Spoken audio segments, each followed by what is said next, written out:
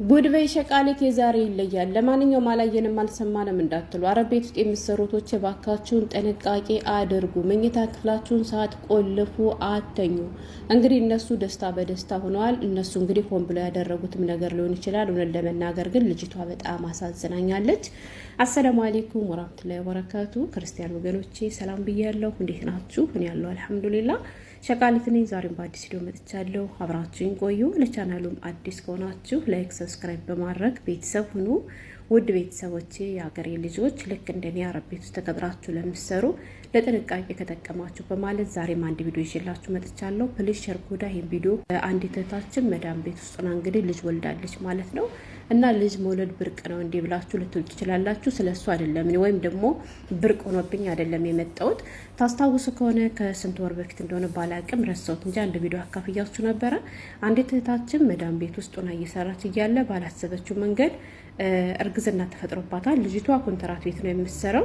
ወጣት አቅም ኢጃዛ ምናምን ነገር ማለት ነው። እና ሀገሬ ልጆች እርግዝናዋ ከገፋ በኋላ መዳሟ አውቃባት፣ መዳሟ ከየት ነው እንዴት ነው ብላ ስጠይቃት እኔ ምንም ማውቀው ነገር የለም ስትል መዳሟ በፖሊስ ልታይዛ ብዙ ነገር ካደረገች በኋላ ግን እንደምንም በፖሊስም በምንም ሳታስይዛት ከቤቷ አስወጥታ ጥላት ልጅቷ ባካችሁን እርዱ፣ መውለድ የሚደርሰው እኔ ሰው ሀገር ነው ያለሁት፣ እንዴት እንዳረገዝኩ ራሱ የማውቀው ታሪክ የለም ብላ እያለቀሰች የሚያሳይ አንድ ቪዲዮ አካፍያችሁ ነበር። በጥቅሉ የምላችሁ ፈልጌ ነው።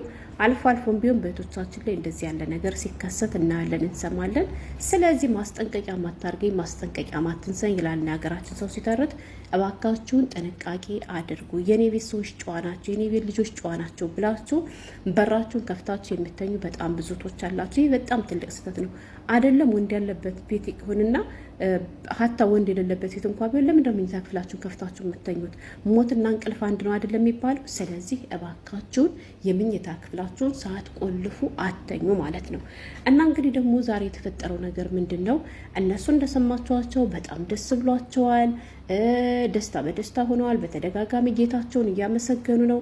እኔ እንግዲህ እነሱ ሆን ብለው ያደረጉት ነገር የሚሆን አላቅም፣ ወይም ደግሞ አላቅም፣ ብቻ ከብዶኛል። ወላሂ ነው የምላችሁ። እና ልጅቷ ሰራተኛይቱ ማለት ነው ከእነሱ ቤት ሆና እርግዝና ተፈጠረባት። እርግዝና ሲፈጠርባትም እንግዲህ ያው መዳሟ አሚን ብላ የተቀበለቻት ደስ ብሏት ማለት ነው።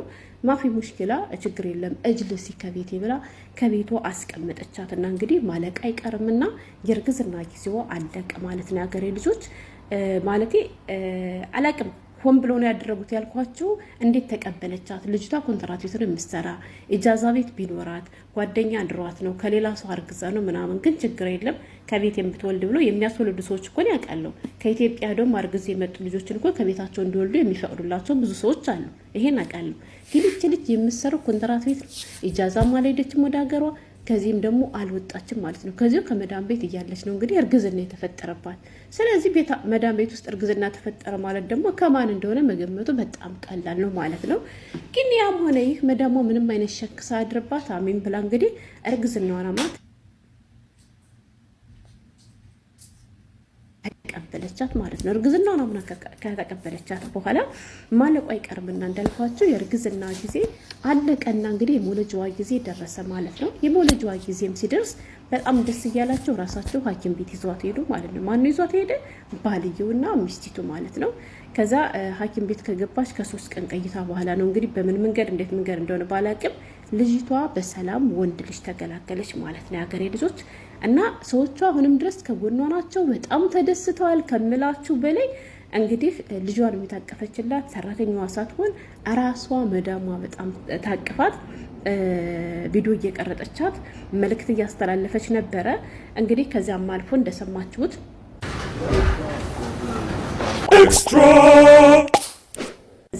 እንደሰማችሁት የደከመች እሷ ናት፣ የተሸከመች ሰራተኛይቱ ነች ማለት ነው።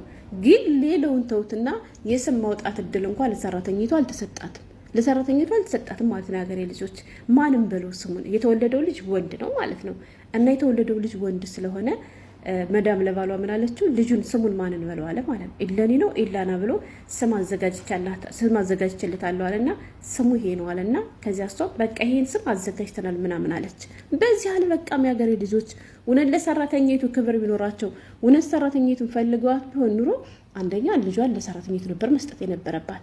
ከዛ የስሙ ሲደንቅ ደግሞ ምን አደረጉ ሌላ ምን አይነት ልብስ ላልብሰው አለችው ማለት ነው። የሚመካከሩ ባልና ሚስቱ እንጂ ሰራተኛቱ እንደ እናት ይመለከታታሉ። እናቱን እያጓዩት አይደለም በጭራሽ ማለት ነው። ከዛ ምን አይነት ልብስ ላልብሰው አለችው ማለት ነው። እኔ እንግዲህ የወለደችበትን ፕሮግራም ሊያዘጋጁላቸው ፈልገው ይሁን ምናምን አላውቅም።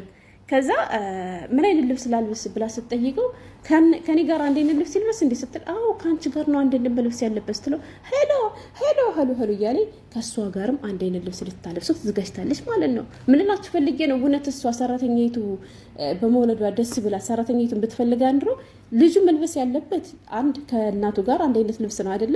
ሁለት ደግሞ ስም የማውጣት እድል መሰጠት ያለበት እናቲቷ ነበር። ከዛ በኋላ በምርጫ የነሱ ስም ወይም ደግሞ የሷ ስም ሊጸድቅም ላይጸድቅም ይችል ነበር። እነሱ ግን ሙሉ ኃላፊነቱን ራሳቸው ወስደው ልክ የራሳቸው ልጅ ሁለታቸው የወለዱት እንጂ ያስመሰሉት ከሰራተኛይቱ የተወለደ ልጅ አላስመሰሉትም ማለት ነው። ከዛ እንደሰማችኋቸው እንግዲህ ሹፉ ሀዳ ወለድ እያሉ በተደጋጋሚ ይስቃሉ። በተደጋጋሚ ደግሞ አላህን እያመሰገኑ አልሐምዱሊላህ እያሉ ነው። እና እኔ እንግዲህ ወይ እነሱ ንካ ስረው ላት ይሁንም አላቅም ማለት እነሱ መውለድ የማይችል ሆነው በእርግጠኛ